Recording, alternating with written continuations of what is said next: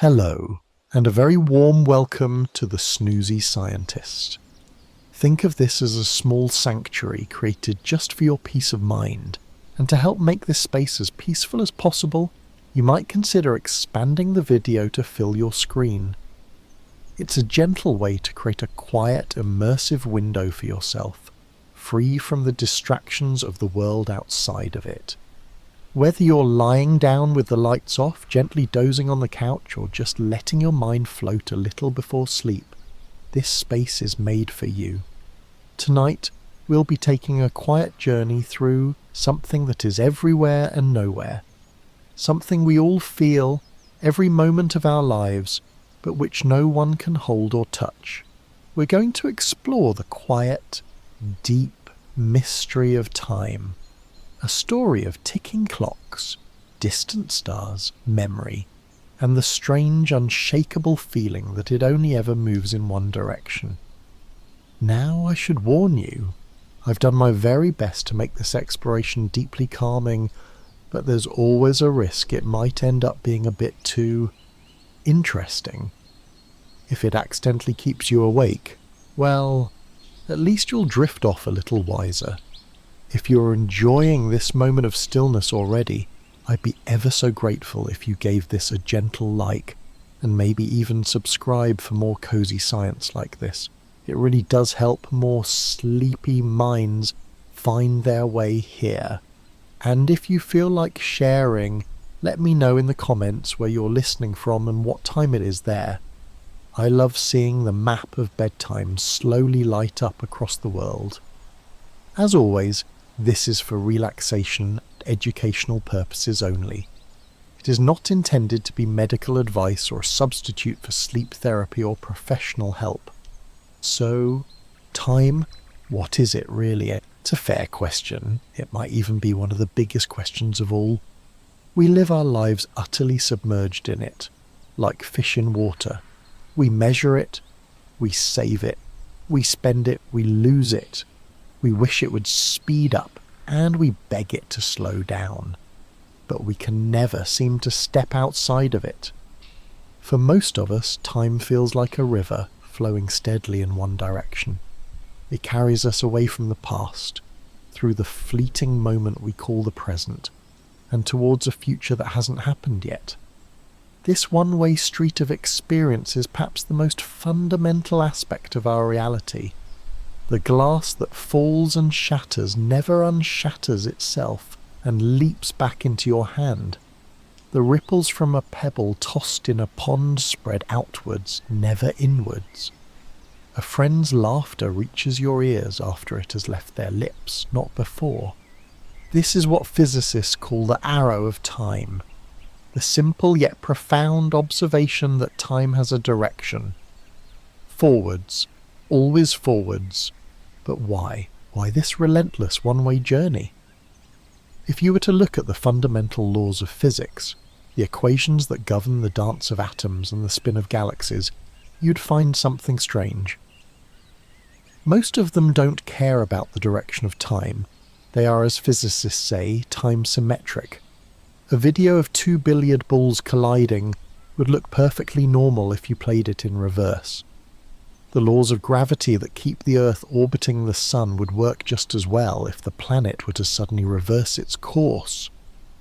At the level of the very small, time seems to be a two-way street. And yet, in our world, the world of people and planets and cups of cooling tea, it is not. This is the great puzzle. Why does the universe as a whole, and our lives within it, experience time as an arrow shot from the bow of the past toward the target of the future? Before we venture into the cosmos or the strange world of quantum mechanics, let's just rest here for a moment, in our own personal experience of time. Your own experience, right now. Oh. You are here, listening to these words in what you feel as the present.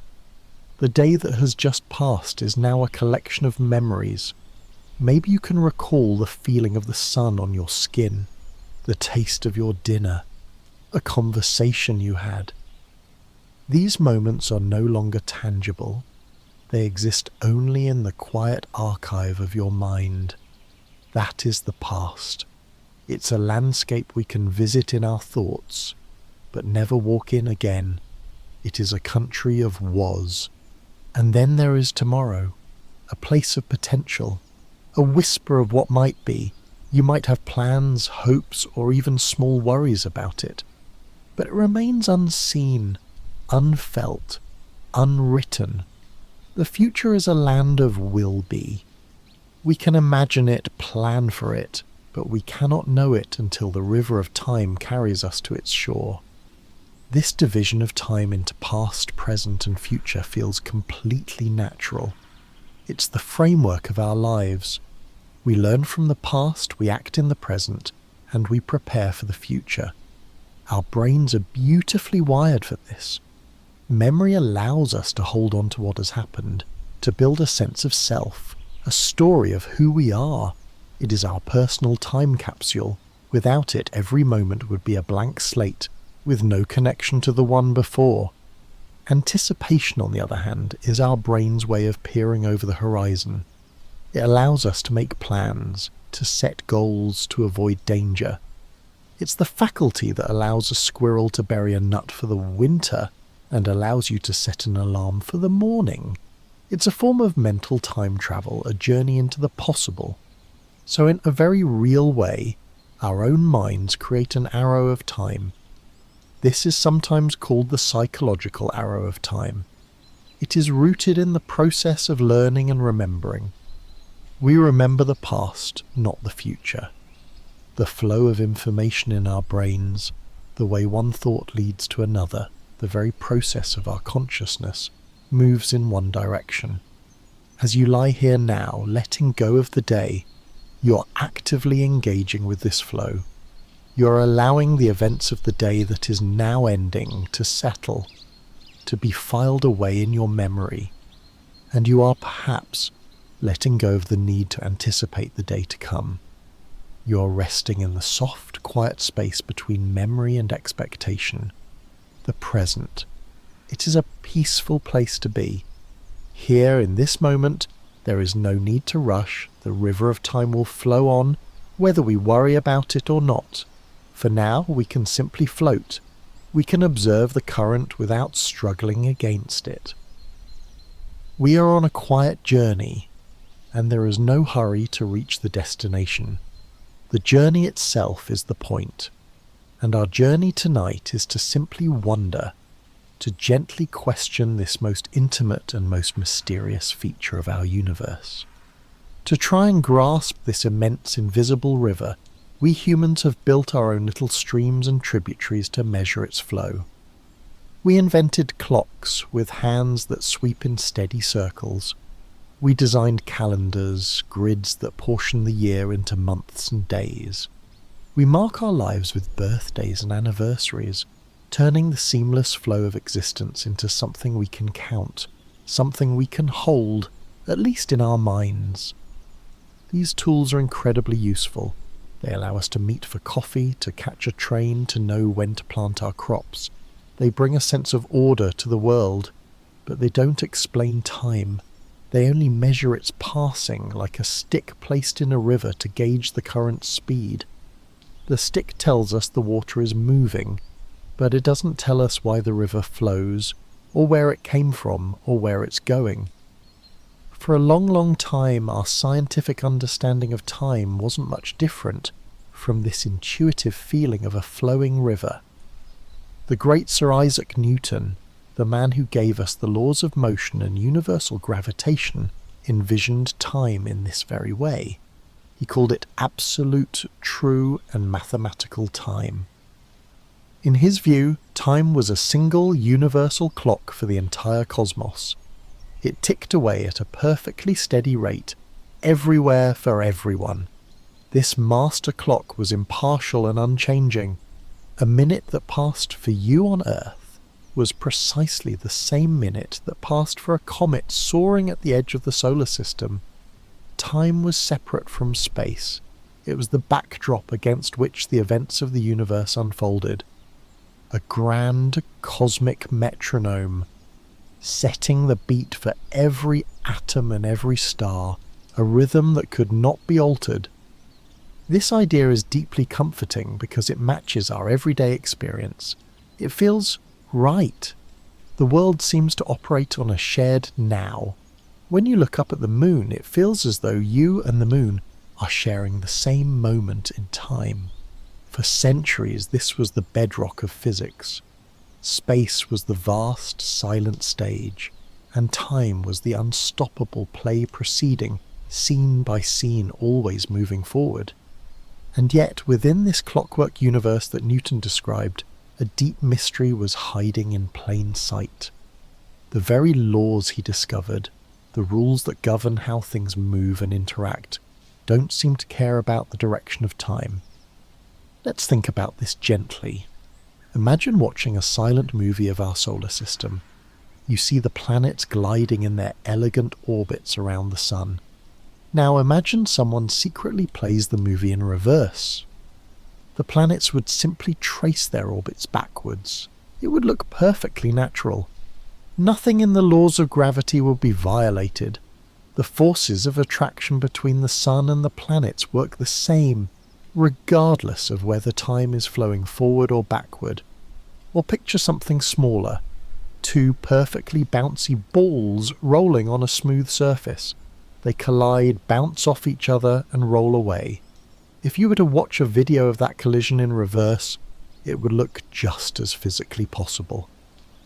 The balls would roll towards each other, collide, and bounce away in their original directions. The fundamental equations of motion that describe their paths are completely reversible. This time, symmetry lies at the heart of what is known as classical physics. The basic rules for how the universe works at a mechanical level, from falling apples to orbiting moons, don't have a built-in arrow. They don't distinguish between past and future. So here is the puzzle, the quiet contradiction that sat at the heart of science for 200 years. On one hand, we have our powerful, undeniable experience of time's arrow, the shattering glass, the cooling tea, the process of aging. And we have Newton's idea of an absolute time flowing ever forward. But on the other hand, the fundamental laws governing motion seem to be indifferent to time's direction. It's as if the universe is a book where every sentence is a palindrome, reading the same forwards and backwards, yet for some reason we can only read it from the first page to the last. Why? If the underlying mechanics have no preference, why does the world we see, the macroscopic world, have such a powerful, unbreakable rule about the direction of events? It suggests that the arrow of time doesn't come from the fundamental laws of motion themselves. It must come from somewhere else. The secret to why time moves forward isn't hidden in how two billiard balls collide, but in something much larger, something about the universe as a whole. For a long time this paradox was simply accepted. Time flowed and that was that. It was a property of the universe we observed, even if we couldn't explain its origin from first principles. The great cosmic clockwork was wound up and it was ticking forward. That was enough. But science, in its gentle and persistent way, is never truly satisfied. It keeps asking why. It keeps looking for the hidden seams in our understanding of reality. And at the dawn of the 20th century, a young patent clerk in Switzerland began to think about time in a way no one ever had before. He started to wonder about that universal river. What if the river wasn't a constant, steady flow? What if it could bend? What if the river could speed up or slow down, depending on how you were moving through it? This new idea would not just challenge Newton, it would shatter the very notion of a single, universal time. It would reveal that the fabric of the cosmos was far stranger and more wonderful than anyone had ever imagined. And it would take us one step closer to understanding why our own journey through life seems to have only one direction. That young patent clerk was, of course, Albert Einstein, and in the early years of the 20th century, through a series of brilliant insights born from what he called thought experiments, he would completely reshape our understanding of reality. He didn't just question the river of time, he revealed that there is no single river. Instead, there are countless streams, each flowing at its own pace. Einstein's journey began with a simple yet world-changing idea about light. Through careful observation and mathematics, it had become clear that the speed of light in a vacuum is constant. It's always the same number, about 300,000 kilometers per second. This doesn't sound so revolutionary at first until you really stop to think about what it means. Let's imagine you are on a train moving very, very fast. If you throw a ball forward, the speed of that ball relative to someone standing on the platform outside would be the speed of the train plus the speed at which you threw the ball. That makes perfect sense. Now imagine that instead of throwing a ball, you turn on a flashlight. Here is the strange part. The speed of the light from your flashlight is not the speed of the train plus the speed of light. It's just the speed of light. For you on the train, and for the person on the platform, the light beam is measured as moving at the exact same speed. This is the bedrock of Einstein's special theory of relativity. It's a fact about our universe that breaks all our everyday intuition. And if the speed of light must remain constant for everyone, no matter how they are moving, then something else has to give. That something else, Einstein realized, was space and time itself. He discovered that space and time are not separate things. They are woven together into a single four-dimensional fabric, spacetime. And to keep the speed of light constant for all observers, this fabric can stretch and shrink. One of the most profound consequences of this is something called time dilation. It means that the faster you move through space, the slower you move through time. It's as if you have a fixed budget of speed to travel through space-time. The more of that budget you spend moving through the 3 dimensions of space, the less you have left to travel through the 1 dimension of time.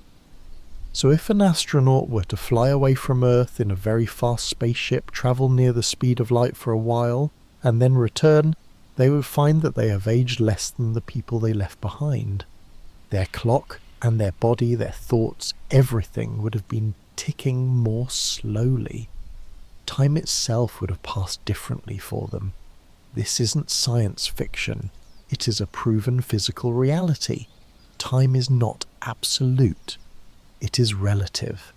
Your time is not necessarily my time. But Einstein wasn't finished. He then spent another decade wondering about gravity. Newton saw gravity as an invisible force, a mysterious pulling between objects. Einstein saw it differently. He proposed that gravity is not a force at all. Gravity, he said, is the shape of space-time. This is his general theory of relativity. The classic analogy is to imagine space-time as a great flat rubber sheet or a trampoline. If you place a heavy object, like a bowling ball, in the middle of it, the sheet curves and sags. Now if you roll a smaller marble nearby, it won't travel in a straight line. It will follow the curve in the sheet created by the bowling ball. That is gravity. The Sun, being massive, creates a deep curve in space-time, and the Earth, like the small marble, is simply following that curve. It thinks it is going in a straight line through a curved space. And here is the beautiful part. This curvature doesn't just affect space, it affects time too. Time runs more slowly in stronger gravitational fields.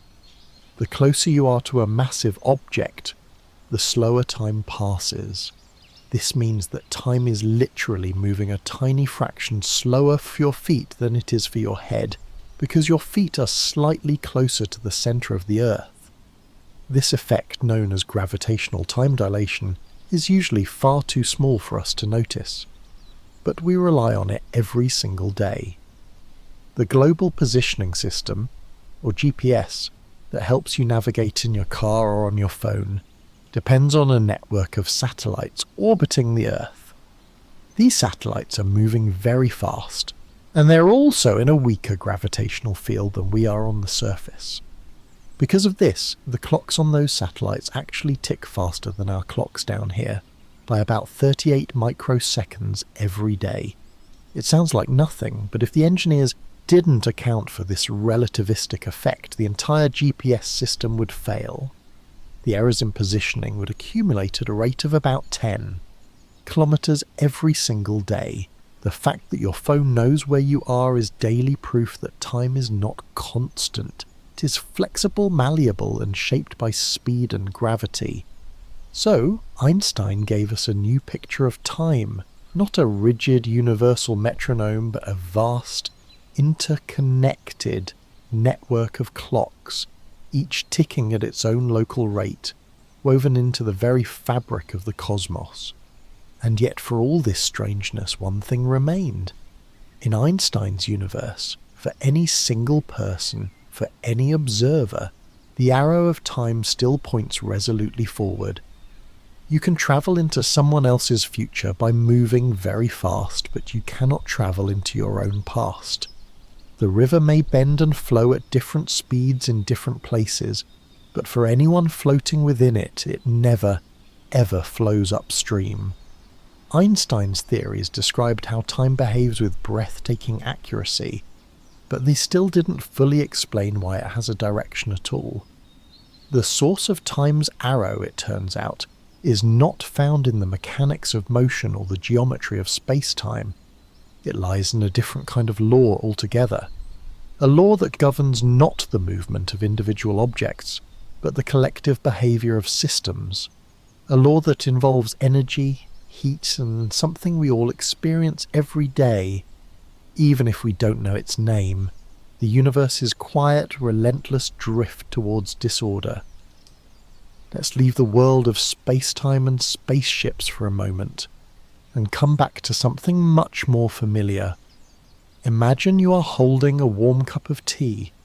The heat from the cup flows into your hands and into the cool air of the room. The tea gradually cools down until it reaches the same temperature as its surroundings. This process feels completely normal, completely natural. But have you ever seen the reverse happen? Have you ever witnessed a lukewarm cup of tea spontaneously draw heat from the cool air of a room and become hot all by itself? Of course not. That would seem like magic. Heat always flows from hot to cold. An ice cube in a glass of water always melts. The water never spontaneously freezes to make the ice cube bigger. This simple everyday observation holds a profound clue to the mystery of time's arrow. It is an arrow we can feel in the flow of warmth and coolness. This principle is known as the second law of thermodynamics, and it is perhaps the single most important key to understanding why time moves forward. The law is about something called entropy. Entropy is a word that might sound scientific and complicated, but the idea behind it is wonderfully simple. Entropy is just a measure of disorder, or randomness, or messiness. A neatly stacked deck of cards arranged in perfect order has low entropy. If you shuffle that deck, the cards become randomly mixed. The deck now has high entropy. There is only one way for the cards to be in perfect order, but there are countless, billions upon billions of ways for them to be disordered. Think of a bedroom. When it's perfectly tidy, books on the shelf, clothes in the drawer, it has low entropy. Over the course of a week, without any effort, it will naturally tend towards a state of messiness. A shirt is left on a chair, a book is left on the floor. The disorder, the entropy increases. It takes energy and intention to put everything back in its place, to decrease the entropy of the room again. This is the essence of the second law. It states that in any isolated system, which the universe as a whole is considered to be, the total amount of entropy or disorder will always increase or stay the same. It never ever goes down on its own. This law, unlike the laws of motion, has a direction. It has an arrow. The universe is like that messy bedroom or that shuffled deck of cards. It is constantly moving from a state of order to a state of disorder. And that is the thermodynamic arrow of time. The future is simply the direction of higher entropy. Let's go back to our familiar examples. A whole egg is a beautifully ordered object. Its yolk and white are separate, contained within a shell. It has low entropy. When you crack it and scramble it, you break that order. The yolk and white mix into a uniform, disordered state. Its entropy has increased, and you will never see that scrambled egg on your plate spontaneously separate back into a perfect yolk and white and reassemble itself inside a mended shell. That would be a massive decrease in entropy, and the universe simply doesn't work that way. The milk mixing into your coffee is the same story. The drop of white milk in black coffee is an ordered state. As it swirls and diffuses, it becomes a uniform light brown disordered mixture. High entropy. The arrow of time is the arrow of mixing. This isn't just about big things we can see. It's happening at the molecular level. In your cup of hot tea, the molecules are moving very fast, full of energy. In the cool air, they're moving more slowly. As the tea cools, the energy from the fast-moving tea molecules spreads out, sharing itself with the slow-moving air molecules until they are all moving at roughly similar speeds. The energy has gone from a concentrated, ordered state, all in the tea, to a spread-out, disordered state shared with the room. The total entropy has increased. This gives us a new and powerful way to think about past and future. The past is the state of lower entropy. The future is the state of higher entropy. The reason you can remember the past but not the future is because the past is where the information, the order was. The present moment is the process of that order turning into disorder, of information being lost as things mix together. You might wonder, is it truly impossible for a scrambled egg to unscramble itself? The answer, strictly speaking, is no. It's not impossible.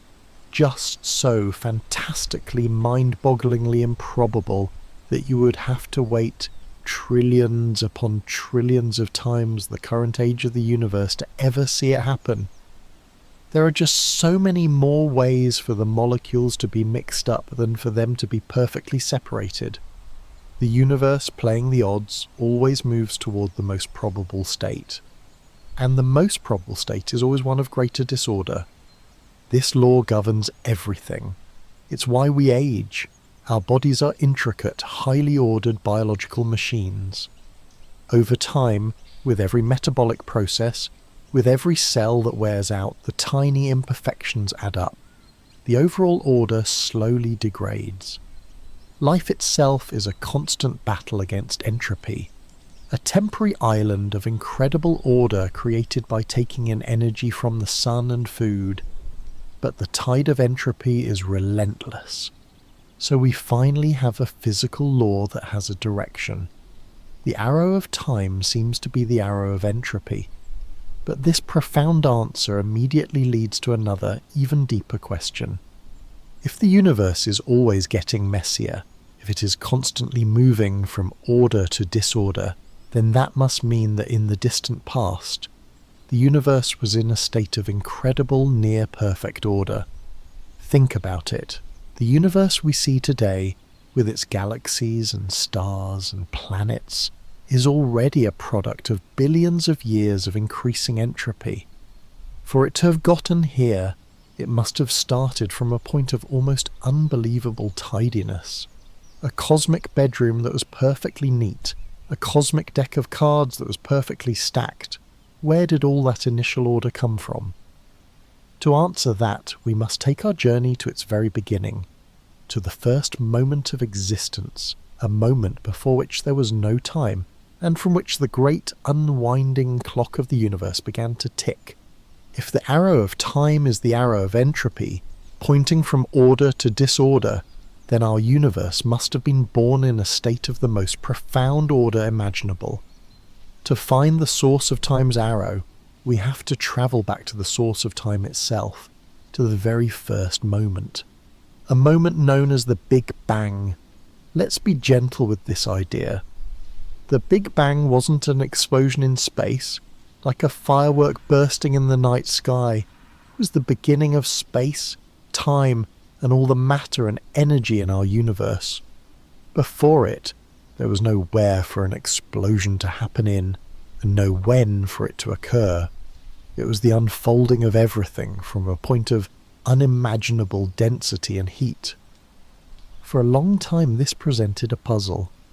How can a hot, dense, fiery state be considered ordered? It sounds like the very definition of chaos. But the order of the early universe was of a very special kind. It was an order of uniformity. In the first fractions of a second, the universe was a searingly hot, perfectly smooth soup of fundamental particles and energy. Everything was evenly mixed. There were no structures, no galaxies, no stars, no planets, no clumps of matter, no empty voids, just a perfect homogeneous glow filling a rapidly expanding space. From a structural point of view, this smoothness is a state of incredibly low entropy. Imagine a box filled with gas. If all the gas molecules are clustered in one corner, that is a state of low entropy. It's ordered. But an even more ordered state, gravitationally speaking, is one where the gas is spread out perfectly smoothly with no clumps at all. This is the kind of order the universe began with. Gravity hadn't had time yet to do its work. Matter and energy were distributed with near perfect evenness, and for gravity, a smooth state is a low entropy state. A clumpy state, one with stars and galaxies separated by vast stretches of empty space, is actually a much higher state of entropy. It's more disordered. So the Big Bang was the ultimate low entropy starting condition. It was a perfectly wound cosmic clock. The potential for everything that would ever happen was there, but it was held in a state of pristine, simple uniformity. And for the last 13.8 billion years, that clock has been unwinding. As the universe expanded, it cooled, and as it cooled, gravity began to pull matter together. Tiny microscopic variations in that initial smoothness became the seeds for cosmic structure. Gravity pulled particles into clouds of gas, which collapsed under their own weight, heating up until they ignited as the first stars. Those stars gathered into the first galaxies. This entire process, the formation of all the beautiful, complex structures we see in the cosmos today, is an entropy-increasing process. The creation of a star, while it looks like an act of ordering, actually releases a tremendous amount of disordered energy, heat and light into the universe, massively increasing the total entropy. Our own sun is a wonderful example. It is a highly ordered ball of gas, but it maintains that order by converting simple hydrogen atoms into more complex helium, releasing vast streams of chaotic photons that travel across space. This sunlight, this stream of high entropy, is what powers life on Earth, allowing plants to create order from carbon dioxide and water. So the arrow of time is born from the initial conditions of our universe. It exists because the universe started in this one special, highly ordered, low entropy state, and it has been progressing towards a state of high entropy ever since. Every event that has ever happened, or will ever happen, is a part of this great unwinding.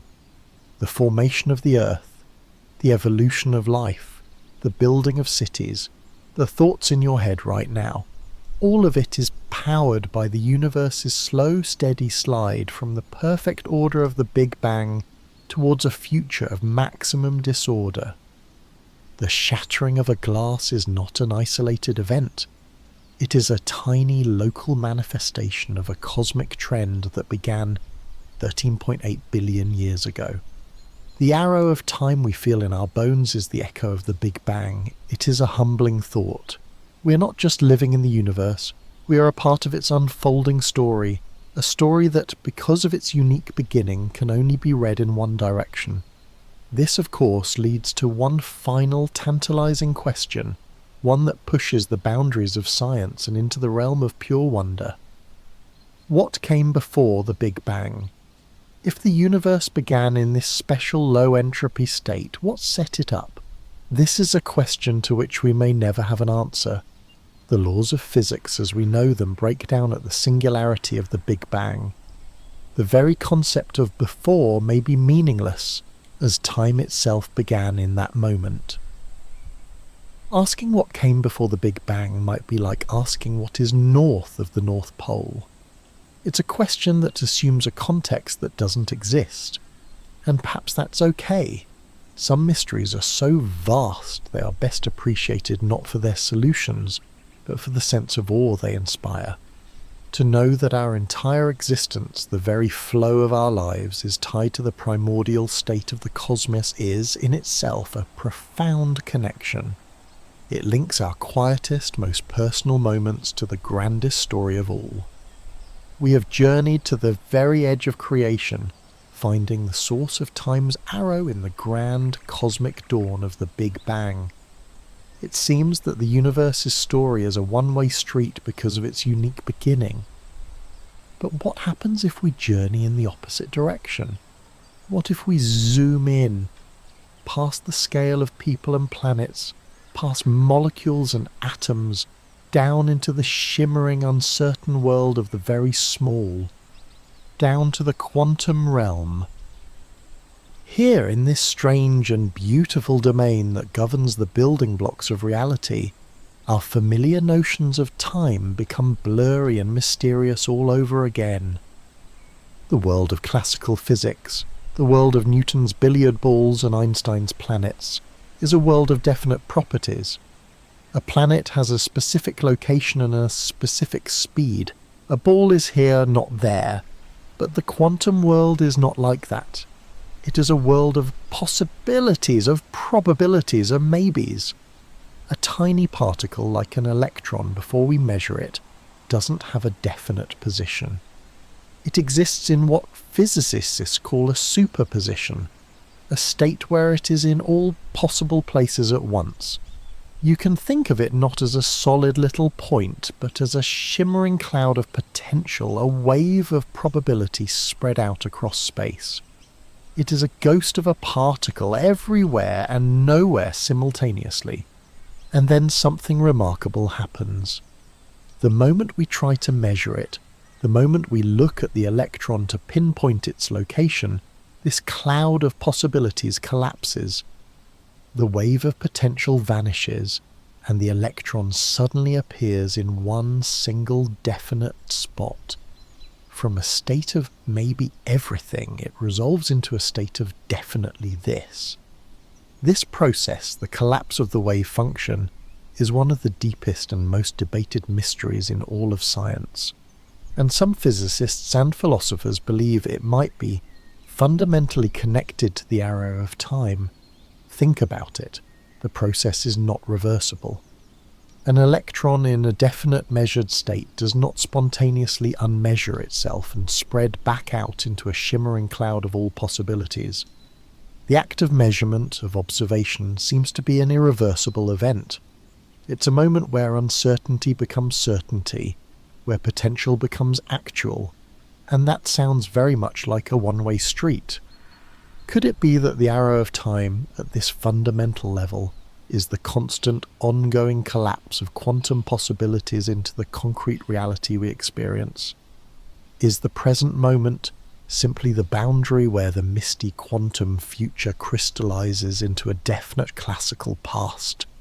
We don't know for sure, but it's a beautiful and thought-provoking idea. It suggests that reality is being knitted into existence moment by moment from a loom of infinite possibilities. And the quantum world holds other temporal mysteries. One of the most famous is quantum entanglement. This is a phenomenon so strange that Einstein himself called it spooky action at a distance. It's possible to link two particles together in such a way that they become, in a sense, a single system. no matter how far apart they are. If you have two entangled particles, and you send one to the other side of the galaxy, the moment you measure a property of the particle here with you, say its spin, you will instantly know the spin of its distant twin. That knowledge is instantaneous. It doesn't travel through space. The connection seems to exist outside of our normal rules of time and distance. This doesn't mean we can send messages faster than light. The results of the measurements are still random, but it does show that the universe has connections that are deeper and more mysterious than our everyday intuition can comprehend. It hints that at its most fundamental level, reality may not be governed by the simple clockwork progression of cause and effect that we are used to. So we are left with a fascinating picture. At the grandest cosmic scale, the arrow of time is driven by the low entropy state of the Big Bang, the universe unwinding. But at the smallest quantum scale, an arrow of time might emerge from the act of measurement, the universe resolving itself from possibility into reality. Perhaps these two arrows are one and the same, two different descriptions of the same deep process. Or perhaps they are distinct, the story is not yet complete. What is clear is that our simple human experience of time, a steady flowing river, is an emergent property. It's something that happens in the middle ground world that we inhabit. It's a feature of our macroscopic scale, not necessarily a fundamental property of the universe at its extremes. At the very beginning of time and at the very smallest of scales, time itself becomes strange, fluid, and deeply mysterious.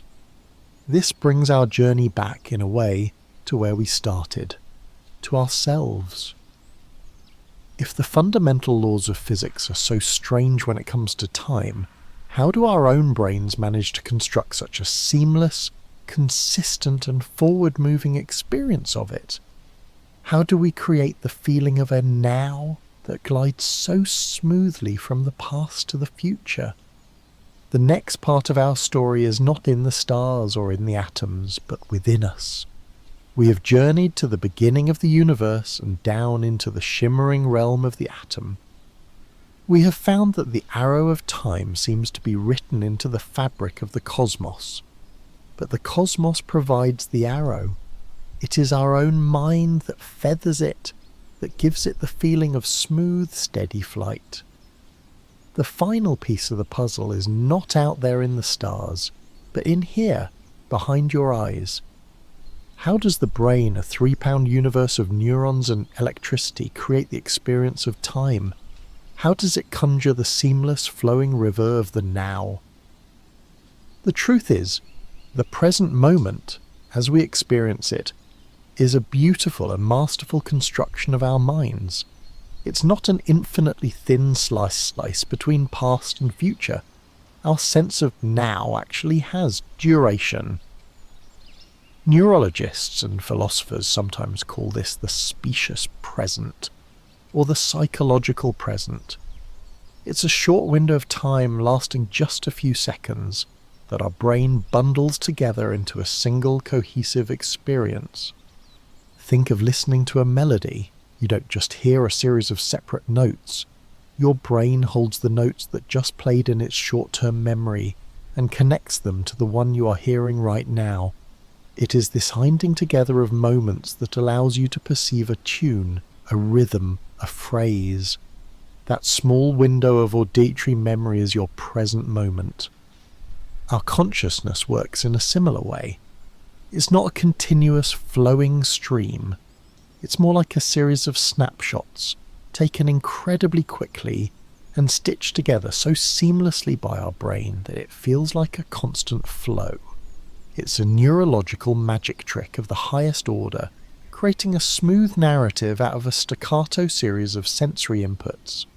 In fact, your brain is a remarkable time machine, constantly working to make sense of a world that is always slightly in the past. It takes time for light to travel from an object to your eyes, and time for the signals to travel from your eyes to your brain for processing. It takes time for sound to reach your ears. What you are perceiving as now is always technically a fraction of a second ago. Your brain cleverly edits out this delay, giving you the illusion that you are experiencing the world in real time. To achieve this, your brain relies on two incredible tools: memory and prediction.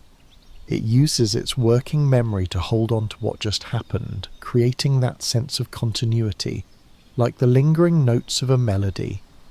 At the same time, it is constantly making predictions about what is going to happen next. When you watch a ball thrown through the air, your brain doesn't just see its current position, it anticipates its trajectory. When you listen to me speak, your brain is already predicting the likely words that will end the sentence. Our experience of the present is this dynamic dance between the echo of the immediate past and the prediction of the immediate future. It is a space of active creation, not passive observation. This is why our personal experience of time can feel so fluid. When you are deeply engaged in something you love, your brain is so absorbed in processing and predicting that it doesn't devote many resources to marking the passage of time, and so hours can feel like minutes. Time flies. Conversely, when you are bored or frightened or in pain, your brain becomes hyper-aware of your internal state. It devotes more resources to monitoring every sensation, every passing second. And so time seems to slow down, to stretch, to drag on. The clock on the wall hasn't changed its pace, but your internal clock, the one constructed by your attention and emotion, has. As you lie here now in a state of growing relaxation, your sense of time might be changing. It might feel more spacious, less hurried. The sharp edges of the day's schedule may be softening, dissolving into a more gentle flowing awareness. This is your brain shifting its temporal gears. Deep inside your mind, specific regions are at work, acting as your personal clockmakers. The cerebellum at the back of your brain helps time your physical movements with incredible precision.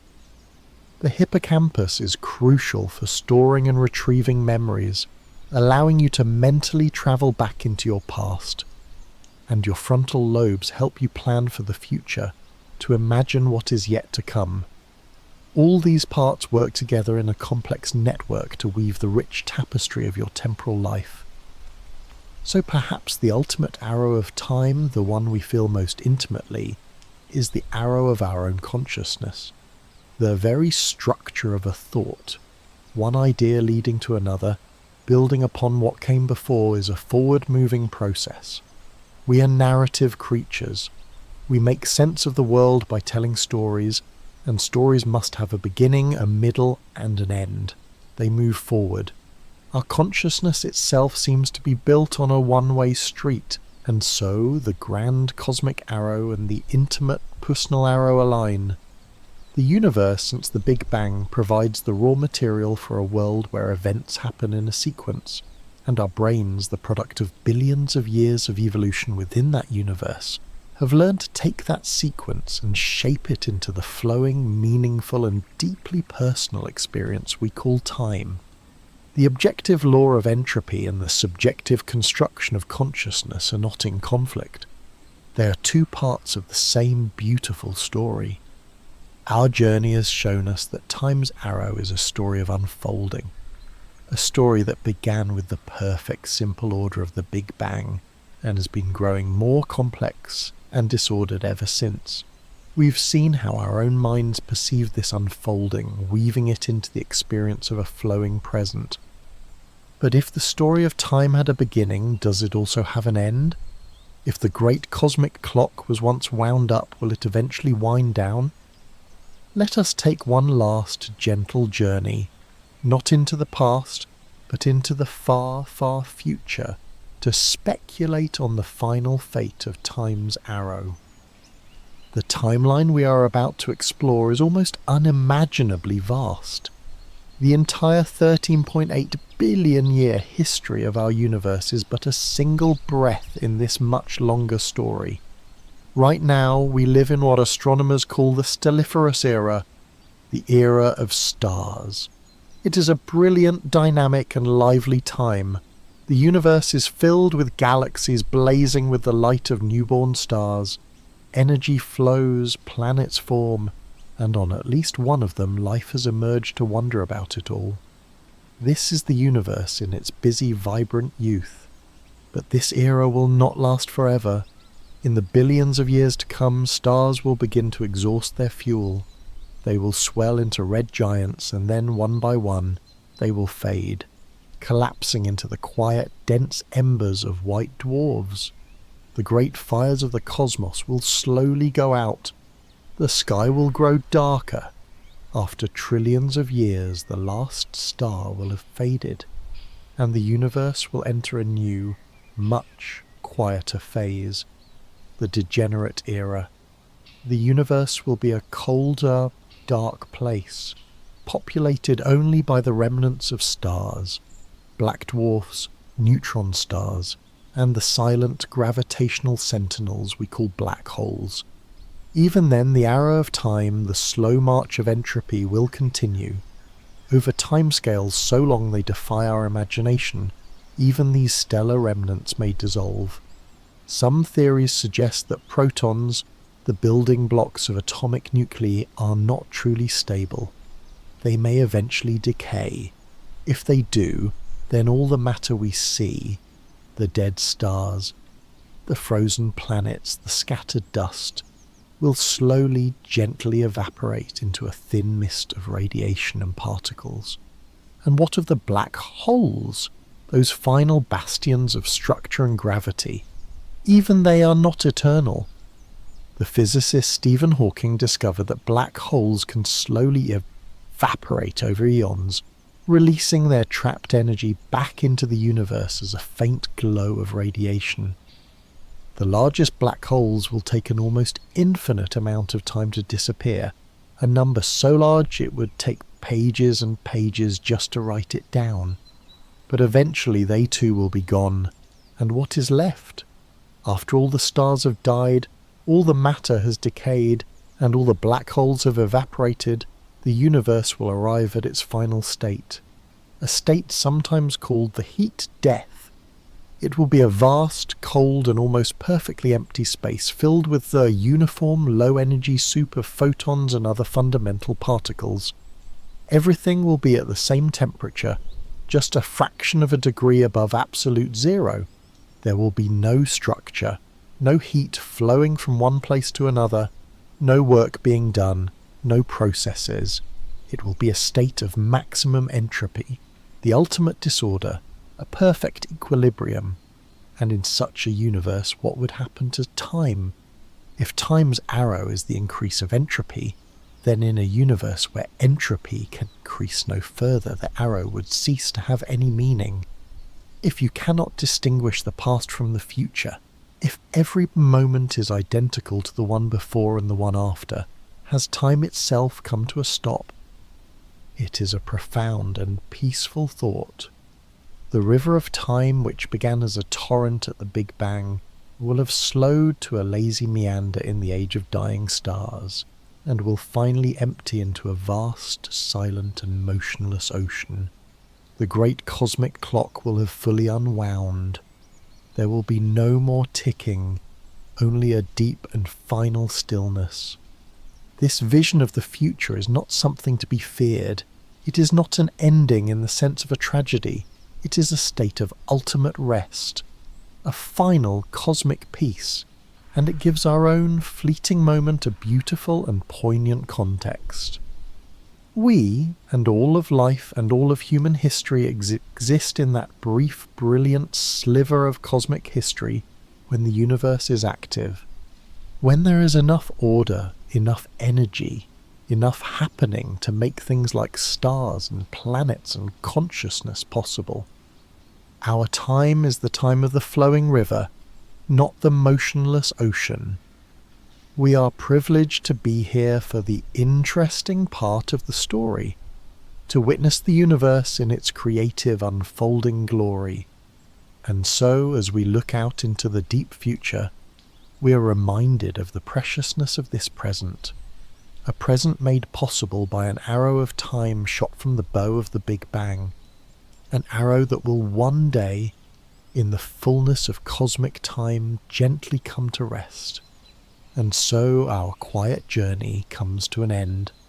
We have followed the mystery of time from the familiar ticking of a clock to the very beginning of the universe, and forward to its final peaceful stillness.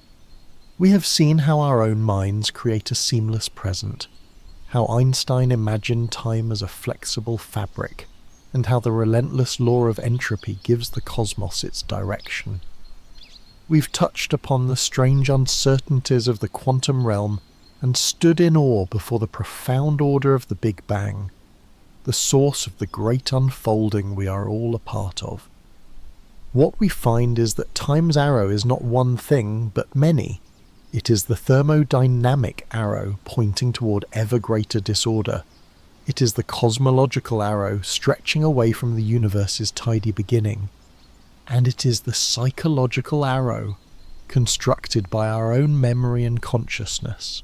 And miraculously, all of these arrows point in the same direction. The story of time is the story of our universe, a story that for a very specific reason can only be read from front to back. We are living, breathing parts of that story. Our existence, our every thought and action, is made possible by the fact that the universe is still in the process of unwinding, still moving from its ordered past to its disordered future. We are lucky enough to exist in the flow, in the time of happening. As you lie here now at the edge of sleep, perhaps you can feel that connection.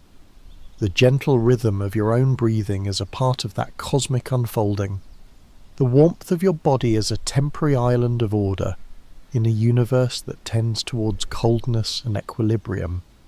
Your consciousness, ready to drift into the quiet realm of dreams, is the most intricate structure we know of, a brief but beautiful full flame of awareness made possible by 13.8 billion years of cosmic history. The mystery of time is not something to be solved in a way that erases its magic.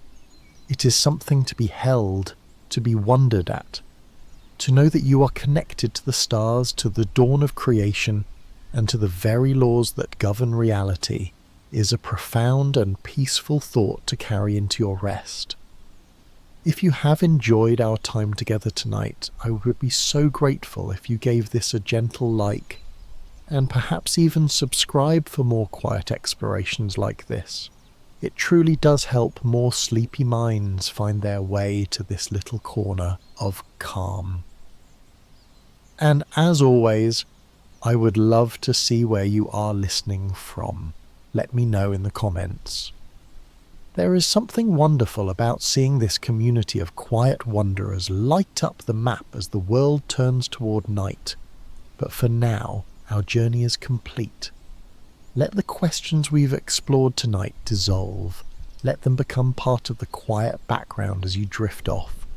There is nothing left to do but to rest, to allow the river of time to carry you gently towards sleep. Sleep well, and until next time, keep wondering.